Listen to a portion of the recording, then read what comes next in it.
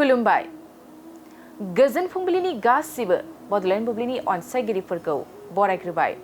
दिनै 30 जुलाइ 2024 मंगलबारनि फान्जामुथिखौ फरायथिनो लादों आंखिलिखां ब्रह्मआ। फान्जामुथिनि गिबियाव दं मेष राशि। माबा मोनसे मुवा खहा जानो हागौ, गोसोखौ जोबोरैनो दुखु मोनगोन। बृष राशि। बेफार फालांगि बादियाव मुलाम्फा जानो हागौ, रांखावरि आरजिना लानो हागोन। मिथुन राशि। जेबो मावनो दांनो गोसो जानाय नङा, मोनसे जायगायावनो गोग्लैसोना थानो गोसो जागोन। कर्कट राशि। दिनै न'खराव फिसा मोननायनि आसा दं, रंजा खुसिजोंनो साना बारलांगोन। सिंह राशि। माबा मोनसे हाबा मावनो खाबु मोननो हागौ, लामा हान्थिनायनि गोदान मिजिं मोनगोन। कन्या राशि। फिसा बाथ्रानि थाखायनो बिसि फिसायनि गेजेराव नांलायनो हागौ, न'खर संसाराव गोजोन गैयै जागोन। तुला राशि। सानै हयै हाबा मावनाया गाहाम, गावनि गोरोन्थियावनो खैफोदाव गोग्लैनो हागौ। वृश्चिक राशि। सोरखौबा हास्थायना थानायखौ मोनफुंनो हागौ, गोसोआ जोबोरैनो रंजाखांगोन। धनु राशि। नाजानायनि गोथार फिथाइखौ मोनफुंनो हागौ, गोजौ फारसे जौगागोन। मकर राशि। मोजां मोननायनि लैथोआव गोग्लैगोन, गोसोआ उरां फारां जागोन। कुम्भ राशि। सांग्रां जाना थानाया गाहाम, लामा दावबायनायाव खैफोद गोनां जागोन। मीन राशि। मावनो थांखि लानायाव सोरनिबा थुलुंगा होनाय मोनगोन, गोसोआव गोहो फैगोन।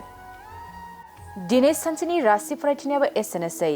आसा खालामो नोंथांनि दिनैनि साना मोजाङै मोजां थांगोन, बेखौ बड'लेण्ड बुब्लि न'खरनिफ्राय मिजिंथिबाय। गोजोन्थों। गोजोनथाव खौरां। बाजाज बेग लानो गोसो गुदुं सुबुंफोरनि थाखाय गोजोनथाव खौरां। क'क्राझार सोहोराव थानाय दावहारु अट' एजेन्सिया 22 जुलाइनिफ्राय 26 जुलाइसिम मनसुन ल'न एन्ड एक्सचेन्ज अफारनि खाबुफोर होगासिनो दं।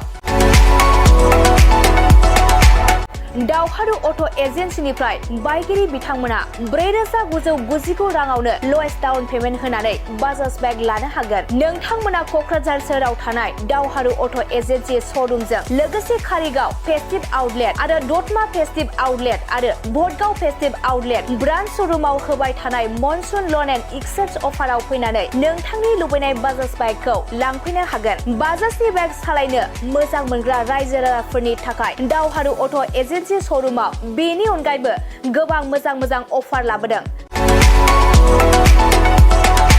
बेफोर अफारफोरानो जाबाय जेरै गंनै helmet free, 5 litre petrol free, 95% ल'न फ्रि एजुअर गिफ्ट आरो गासिबो मडेलनि एक्सचेन्ज खाबुआ एभेलेबल जागोन। आरोबाव मोनसे गुबुन मोजां खाबुआ जादों 500 रां होग्रोनानै गोसोबादि बाइकखौ आवग्रिना दोननो हागोन। लोगोसे आबुङै मिथिबावनो थाखाय 6003991187 8822018193 जानबुं नाम्बारनि गेजेरजों खौरां लाहरनो हागोन।